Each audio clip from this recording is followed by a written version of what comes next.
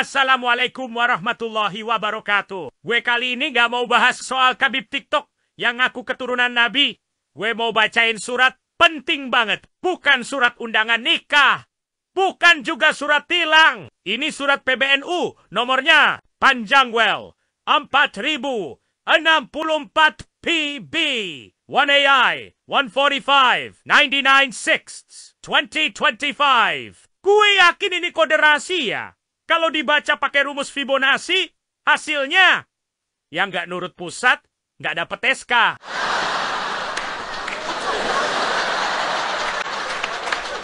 Lanjut ke isinya. Ditujukan buat pengurus cabang NU Kabupaten Wonogiri. Nah, ini yang lucu. Wonogiri ini udah konvercap, udah milih ketua, udah pakai musyawarah, demokratis, halal, sah, bahkan pakai sarung.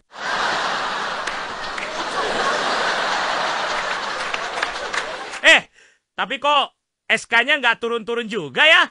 Akhirnya PCNU Wonogiri ngirim surat resmi ke PBNU. Minta kejelasan. Tapi apa lacur? Bukannya dapet SK. Malah dapet surat anulir.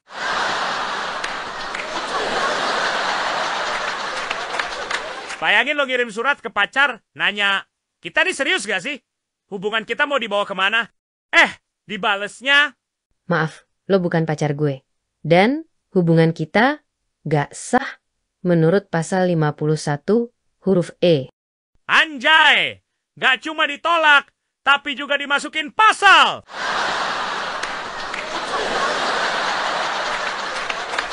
Katanya, pengurus besar Nahdlatul Ulama telah melakukan evaluasi terhadap hasil konferensi cabang Nahdlatul Ulama 7 Kabupaten Wonogiri. Evaluasi gue yakin ini evaluasinya bukan cuman lihat hasil konferensi, tapi juga lihat postingan medsos, status WhatsApp, dan siapa yang sering like postingan PBNU.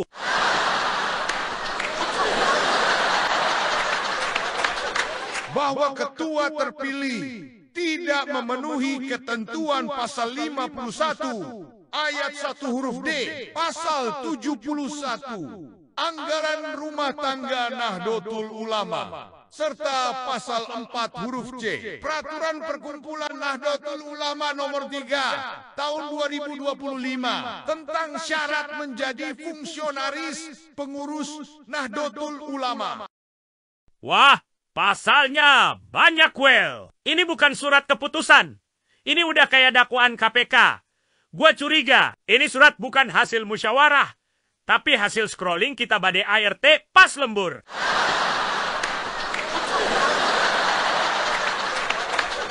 Oke.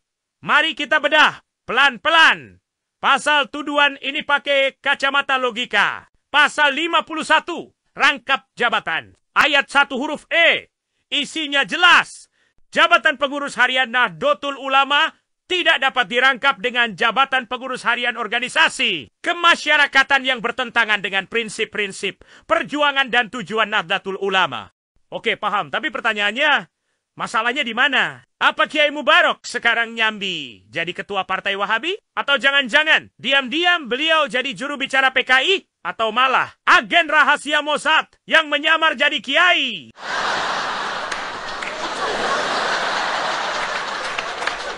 Bentar. Atau jangan-jangan karena beliau juga jadi ketua PWI Laskar Sabilillah Jawa Tengah. Loh, PWI LS itu emangnya bertentangan dengan NU? Bertentangan dari mana? Emangnya PWI LS ngajak selawatan sambil headbang?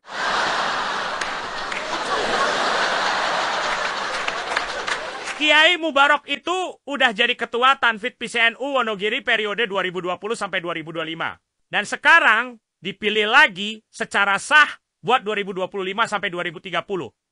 Berarti kan ini orang udah lulus ujian praktek 5 tahun. Bahkan dapat bonus perpanjangan. Tapi mendadak didiskualifikasi, katanya sih nggak memenuhi syarat. Gimana ceritanya orang udah 5 tahun nyetir mobil NU? Tahu-tahu dibilang belum punya SIM. Ini bukan lucu lagi. Ini udah masuk kategori stand up tragedi.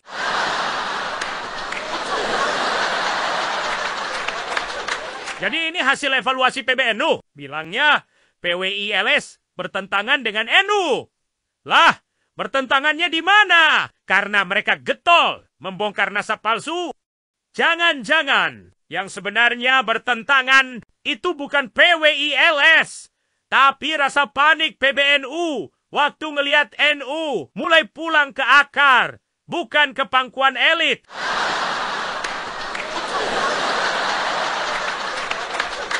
Sekarang kita masuk ke tuduhan babak 2. Kiai Mubarok dituduh melanggar pasal 71. Kalau lo nggak hafal itu bagian dari kewajiban dan hak pengurus. Masalahnya, kewajiban yang mana, hak yang mana? Yang dilanggar apa? Gak ada penjelasan. Ini kayak ditilang polisi, tapi nggak dikasih tahu salahnya apa. Kamu kena pasal 71. Kenapa, Pak? Karena kamu bukan tipe pengurus yang kami dambakan.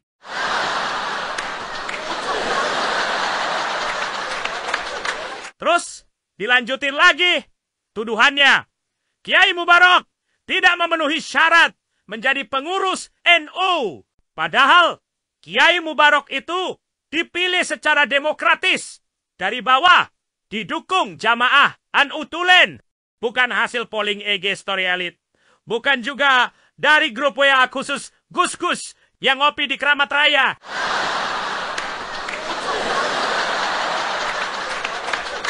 Gua curiga yang dilanggar Kiai Mubarok bukan pasal organisasi, tapi pasal diam-diam dianggap terlalu NU buat NU versi elit.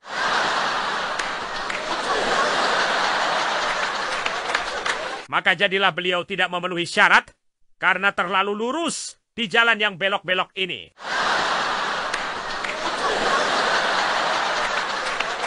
Dengar-dengar sih. SK itu sebenarnya udah ngendon di draft, tinggal pencet tombol cetak. Tapi, katanya nih ya, SK itu bakal keluar kalau Kiai Mubarok ngeklik agree buat dukung di muktamar depan.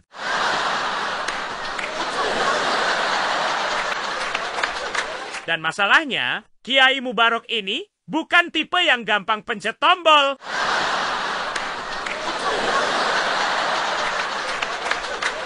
Karena nggak ngeklik juga tuh tombol, akhirnya ya udah, bukan cuma SK-nya dipending, tapi hasil convert-nya langsung dikontrol ALTDEL.